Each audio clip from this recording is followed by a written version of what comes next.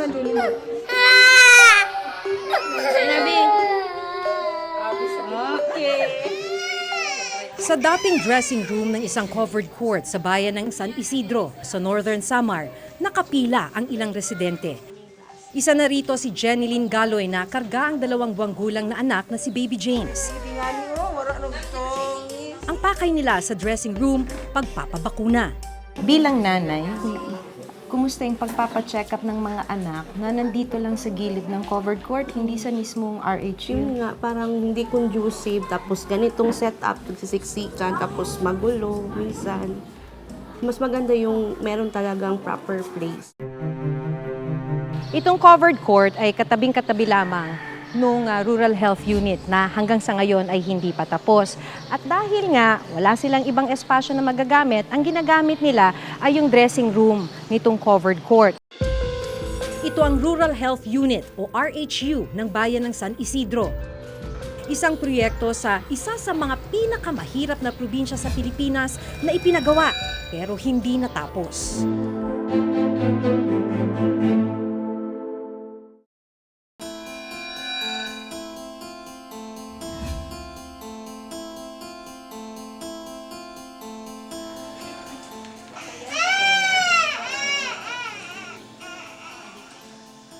Matapos mabigyan ng gamot si Baby James, sunod siyang ipinasok sa isa pang kwarto.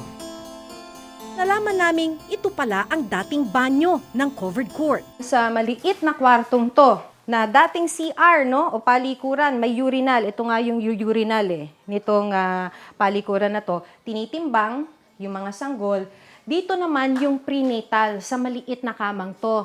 Yun nga yung sinasabi ng mga medical workers dahil nandito yung prenatal ng mga buntis o pagpapacheck up ng mga buntis, isa sa malaking problema doon walang privacy during prenatal check-up dahil dito lang ginagawa. So mula rito, kailangang tumawid ng stage mula rito para magpa-check up sa doktor. May Rural Health Unit o RHU sana ang bayan ng San Isidro. Pero ito na ang itsura ngayon. Giba ang pader, ilang poste ang nakatayo, kinakalawang ang mga bakal at halos matakpan na ng makakapal na halaman. Kaya imbes na totoong clinic, dressing room at banyo ang pagamutan ng mga tao rito. Pag nandito ba, anong pakiramdam? Mainit, siksikan, tapos hindi talaga siya right place, halo-halo. Baka merong may sakit, mahawa yung mga bata, o kaya merong mga buntis, pagpapacheck up. Mas maganda pa rin talaga merong saktong lugar para nakikater lahat ng kailangan ng patient. Nakilala ko rin sa makeshift health unit si Mang Danilo Flaviano na matyagang naghihintay kasama ang 4 na anak.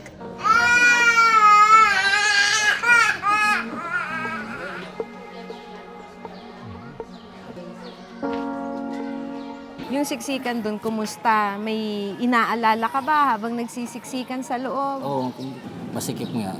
Hindi kantong bata. Kung nasagi niya yung hindi ko alam kung ano mangyayari, pero siguro masasaktan yung bata.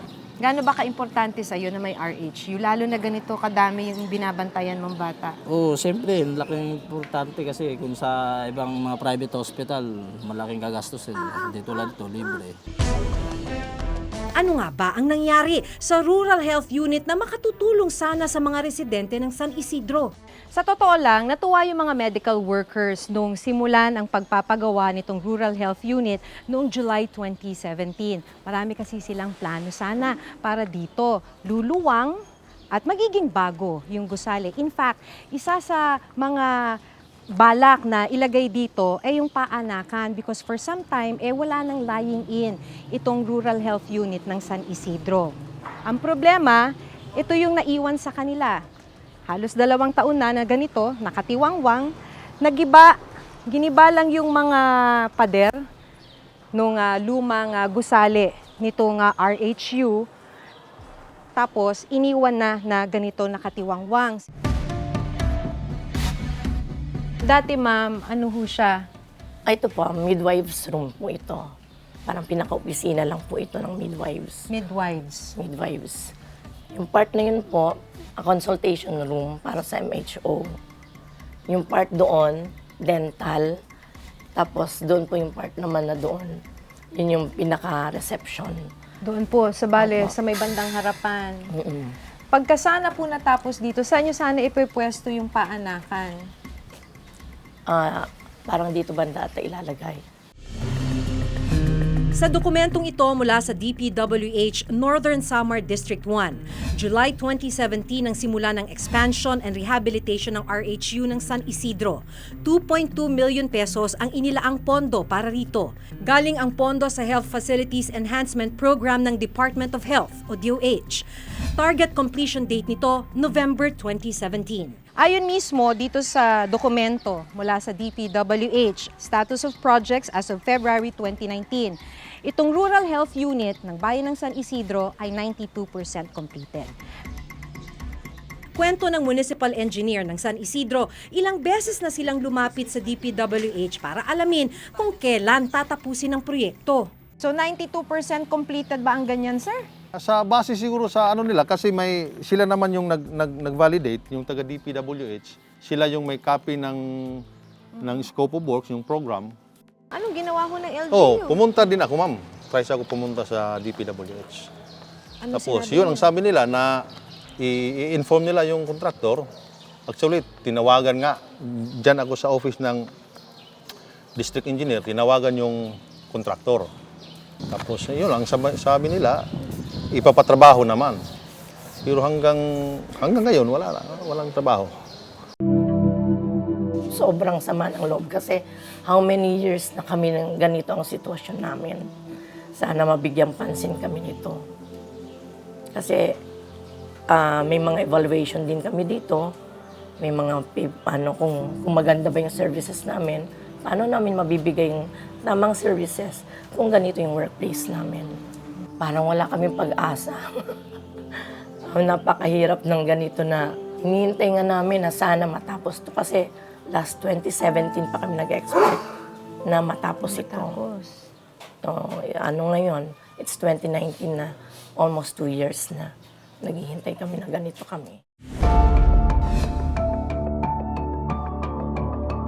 Tumawid ulit tayo ng dagat para makapunta naman dito sa may San Antonio. Ang pupuntahan naman natin dito ay yung District Hospital.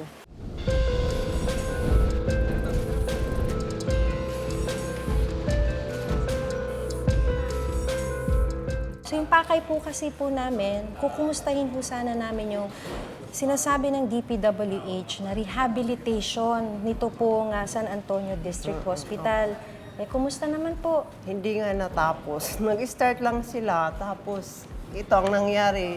Nung una, pinatransfer kami doon. Ano po ba yung dapat nilang ginawa? Bali yung roof, Oho. tapos yung mga CR sa wards. Tapos ito, painting din, rehab. Kasama po yung mga kisame. July 2017 ang simula ng rehabilitasyon ng District Hospital ng San Antonio.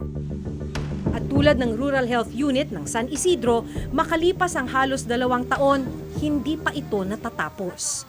Itong kisame, hindi lahat. Binaklas-baklas lang nila yung luma, pinalitan. Pero dapat sana, ubus yata to eh. Dapat ho, yung hindi ho dapat ganyan ang itsura Oo nga. na parang Kung saan lang yung gusto nilang, yung parang luma na, yun lang kinuha nila. Ito, trabaho din nila to. eto ho. Pero wala pang kisame nga. So ibig sabihin pati ho ito, iniwan nilang nakatiwangwang na ganyan. Opo. Maging ang mga sirang bintana ng ilang opisina, napilitan na lang nilang lagyan ng plastic cover dahil iniwang butas ng kontraktor. Dati ho, anong laman nito dati? Ano yan? Jealousy. So ito po, tinakpan nyo na lang kasi iniwan nilang butas. Opo. Bukod sa mga butas na kisame at sira-sirang mga bintana, ang mga banyo ng ospital na kasama sa renovation, hindi rin nagawa. Ay, hindi nila ginawa. Not at all. Opo. Kasi yung floor drain dyan, sira din. So talaga hong barado. Opo.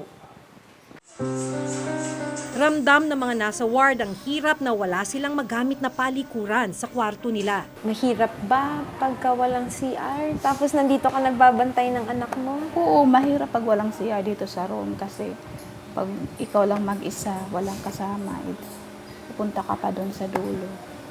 Di mahirap, walang maiwan. Bahagi ng rehabilitation nitong district hospital ang pagpapatayo ng doctor's quarters. So sinimulan yung doctor's quarters noong mga November 2017, iniwan na ganito, nakatiwangwang bandang January 2018 daw. So sobrang tagal na nakatiwangwang itong doctor's quarters, ganito na rin. Yung itsura, tinubuan na ng halaman. Gaya ng ginawa ng municipal engineer ng San Isidro, ilang ulit rin daw tinawagan ng Chief of Hospital ng San Antonio ang DPWH tungkol sa natigil na rehabilitasyon. Pero hanggang ngayon, wala raw bumabalik para ituloy ito. Kinulit ko talaga, ano nang nangyari? Bigyan niyo kami ng report, paano na, kailan ba ito matatapos? Bakit ho importante na may district hospital itong San Antonio? Very importante kasi tingnan niyo naman, island ito. Pag masama ang panahon, saan pupunta ang pasyente? Hindi mamamatay kung walang hospital. Sa dokumentong nakuha ng reporter's notebook sa DPWH Northern Samar District 1, 70% completed na ang rehabilitasyon ng San Antonio District Hospital. Of course, parang disappointed ako. You have to be yung initiative mo, kailangan paganahin. Tapos resourcefulness kasi hindi ka naman binibigyan ng budget sa province for those repairs na malakihan. So paunti-unti na lang namin nire-repair and then some of the materials sa bulsa namin. Sa bulsa nyo? Opo. Ito pong San Isidro ay 92% completed. At ang itsura nito, sir, talagang winasak na pader, ilang poste, kulang ng isang poste, nagkaroon na ng steel beams, pero dahil hindi kumpleto, hindi pa pwedeng buhusan.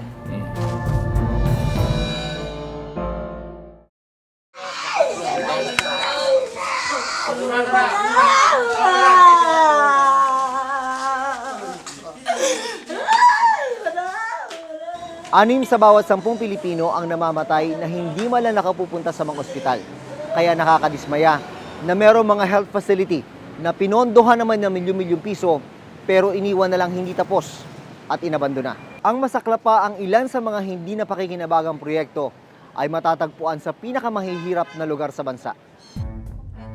Tinungo ng Reporter's Notebook ang DPWH Northern Samar District 1 na siyang implementing agency ng rehabilitation ng RHU sa San Isidro at San Antonio District Hospital. Napag-alaman naming iniimbestigahan na ang district engineer na humawak sa mga proyekto. Ito pong San Isidro ay 92% completed. At ang itsura nito, sir, talagang winasak na pader, ilang poste, kulang ng isang poste, nagkaroon na ng steel beams, pero dahil hindi kumpleto, hindi pa pwedeng buhusan. Dito sa records na sa akin, palagi ko meron ko na nito. Although merong reported naman dito sa actual na 77.37%, no payment, no disbursement. Subject for termination na rin daw ang proyekto.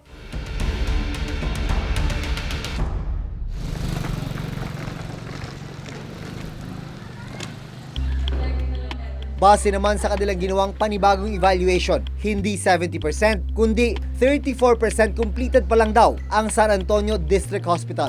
5 million lang ang contract amount. Magkano po yung nakuha? 1,393,808.18, equivalent to 23.49%. Abandoned na po to. Abandon, and this is subject for termination also.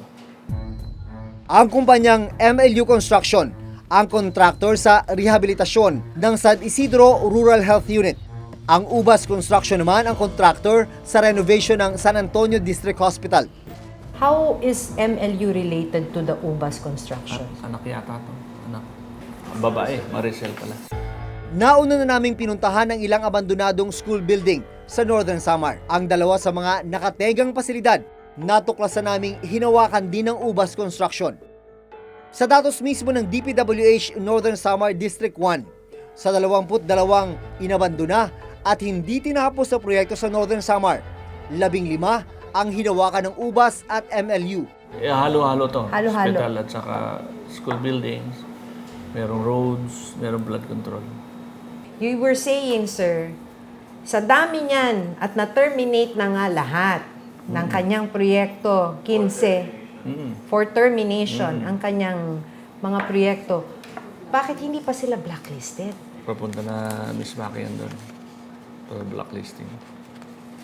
Yung blacklisting kasi ang magdi-decide na yan, central office. Determinate namin is within our authority lang na kung ano yung in-approve namin contract amount, kami rin na mag-determinate na.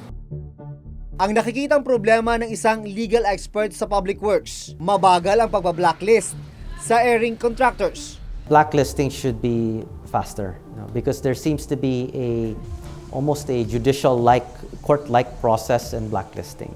Actually, it's not good for the Business Awards Committee to initiate its own investigation for blacklisting because that is something for the implementing agency. The second thing is to propagate blacklists. So I think there should be some sort of central database. It should be mandated. It should be compulsory. So that if a contractor is blacklisted in one agency, it should cascade to the others. And it should be at all levels. Ang isa pa raw butas sa batas sa Republic Act 9184 o Government Procurement Reform Act na sumasaklaw sa pagkuha o pagbid ng mga contractor. Kung ma-blacklist man ang isang contractor, maghihintay lang ito ng 1 hanggang 2 taon. Pwede na ulit siyang sumali sa bidding ng anumang government project. Ultimately, kapag nagkaroon ka na ng 3 faults, for example, or na-prove na for 3 times, hindi maganda yung naging performance mo in executing government projects, then you will be forever barred in implementing government projects. We have already blacklisted more than 18 contractors since the start of this administration. So we're very serious dito sa ating sanction mechanism, but we just want to make sure that we are following due process along the way.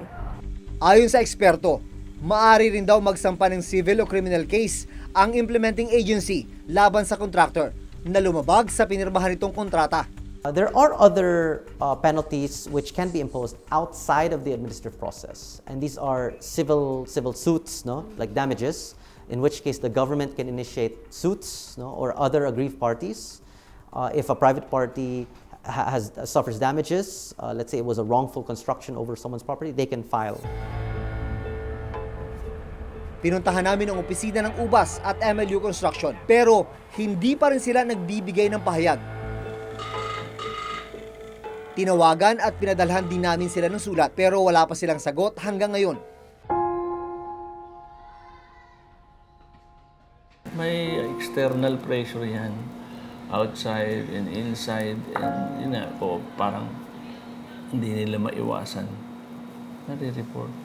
So, anyway, yun, may sinusolusyonan na natin. So, ibig sabihin po, yung mas mataas sa kanila na opisyal would tell them na i-declare mo siyang ganito. Halos kompleto na. Siguro. May corruption ba, sir? Sa ahensya? Hindi naman siguro corruption na yan. Na-corrupt lang sila. Siguro by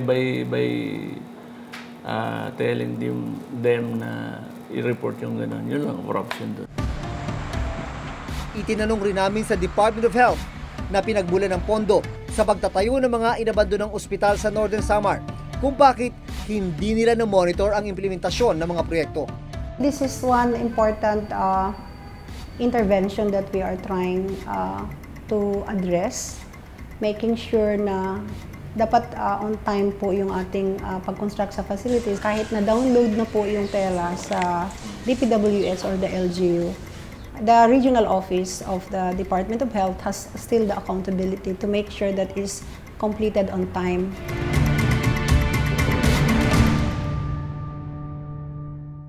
Ang pinuntahan ng Reporter's Notebook ay isa lang sa 2 distrito ng Northern Samar. ang ika-4 sa pinakamahirap na probinsya sa bansa. Nakita namin doon na kailangan ng mga residente ang mga health facility. Kaya nakakalungkot na makita na ang mga proyektong ito ay nakatenga at inabandona. Kaya ngayong eleksyon, dapat tama ang iboto. Dahil ang paghawak at paggastos sa pera ng bayan nakasalalay kung sino man ang nasa Senado, Kamara at mga lokal na pamahalaan.